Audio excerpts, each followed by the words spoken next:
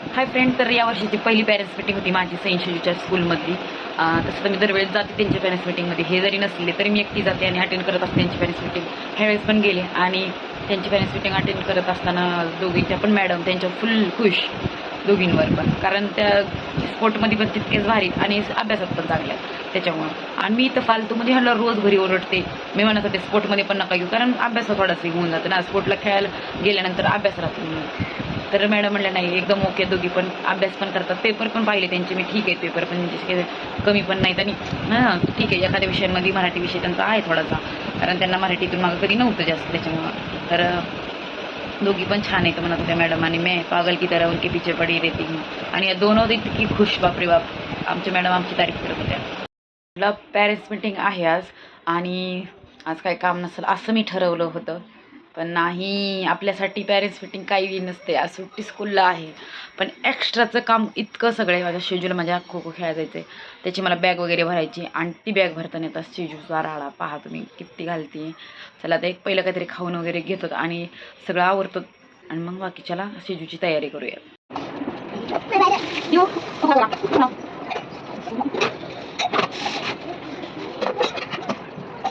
Hello,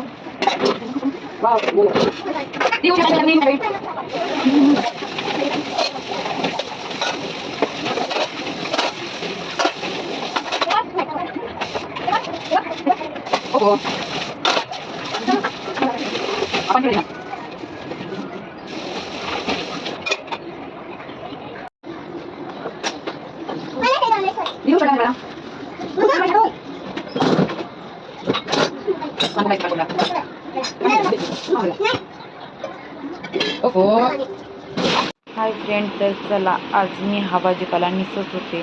तर हा भाजीपाला मला आला होता पुण्यावरून. माझ्या आईने खूप सारा भाजीपाला दिला होता, आई आणि बहिणीने त्यांनी. तर त्यांच्या शेतातली पण भाजीपाला होता. तर म्हटलं चला, माझ्या शेजूला जायचं होतं खो खो खेळायला बाहेर. तर त्यासाठी म्हटली मम्मा काहीतरी बनव. त्यासाठी मी इथं मस्तपैकी पालकच्या पुऱ्या बनवणार होते. त्यासाठी सगळं साहित्य मी पालक वगैरे सगळं पहिलं तर स्वच्छ धुवून घेतला, निसून धुवून घेतला. आणि त्याच्यानंतर हे पीठ, दोन वेगवेगळे पीठ, बेसन पीठ आणि गव्हाचे पीठ मिक्स करून त्याच्यामध्ये आपल्याला बनवायचं आहे. आणि तुम्ही खाल्ले नसेल तर नक्की एकदा ट्राय करा, आणि खूप छान लागतात. 2 ते 3 दिवस म्हटलं तरी ते जुलीत राहतात शेकलेल्या पुऱ्या वगैरे. तर हे सर्व मिक्सरमध्ये बारीक करून मी मस्त त्याचा डो तयार करून घेतला. पण माझं इथं राहिलं होतं ती आणि ते टाकायचं. त्याच्यानंतर हे टाकलेलं आहे मी ओवा, हातात थोडासा चोळून पूर्ण मी मस्त डो बनवून घेतला. थोडंसं तेल पण टाकून घेतलं आणि आता दोन्ही हाताने चांगलं मळून डो बनवून घ्यायचा आहे आपल्याला. छानशा आता पुऱ्या लाटून घ्यायच्या आहेत.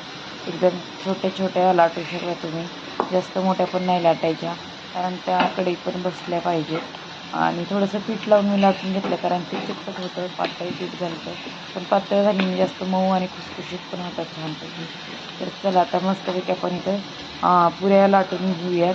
आणि पाहू शकता छान अशा मस्त पुऱ्या हेल्दी तयार होतात. ह्या लहान मुलांना टिफिनमध्ये तुम्ही छोट्या छोट्या पुऱ्या देऊ शकतात. आणि हे असं नवीन त्रिकोणी, चौकोनी मी अशा काही पुऱ्या बनवतच असते, कारण श्रीला पण वेगवेगळं काहीतरी आकार खायला त्याला पण छान वाटतं हातात पकडून. आणि मस्त अशा टम्पम फुगलेल्या पुऱ्या आपल्या रेडी झालेल्या आहेत.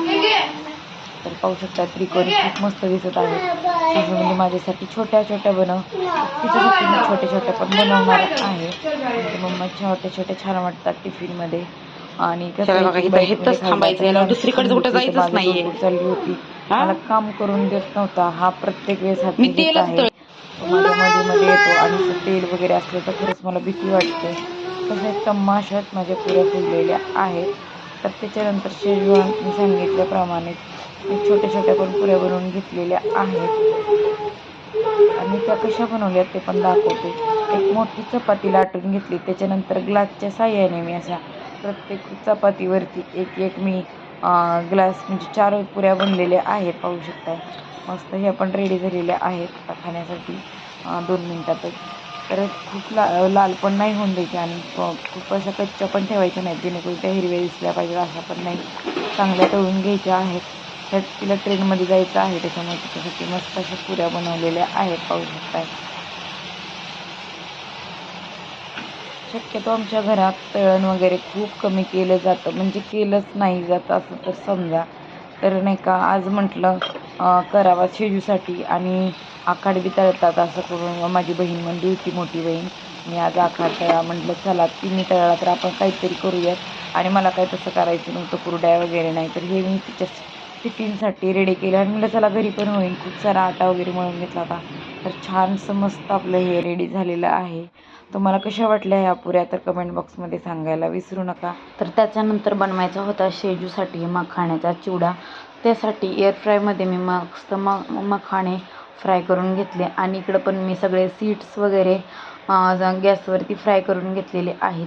आता आपल्याला मखाणे आणि ते दोन्ही पण एकत्र करून मस्त असं रेडी करून घेतलेलं आहे. तर मस्त कलर पण आला आणि खूप छान झालेलं आहे, एकदम क्रंचीवाले असं आपलं रेडी झालेलं आहे. तुम्ही 1 महिन्यापर्यंत हे असं बनवून ठेवून खाऊ शकता.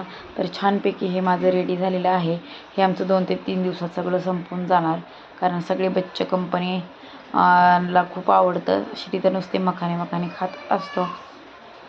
त्याच्यानंतर बनवायचं होतं मला चॉकलेटचे बॉल. तर नाही का इकडं पाहू शकता, मी चॉकलेट वितळून घेतली होती, आणि मी ऑलरेडीच ड्रायफ्रूटचे लाडू छोटे छोटे बनवून घेतले होते.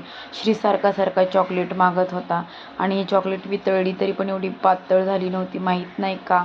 व्हिडिओमध्ये पाहिल्यानंतर तर ती खूप जास्त पातळ झालेली होती, परंतु ही तर माझी झालेली नव्हती. तर नक्की सांगा, तुम्हाला माहीत असेल तरी जास्त पातळ कशी करायची ती.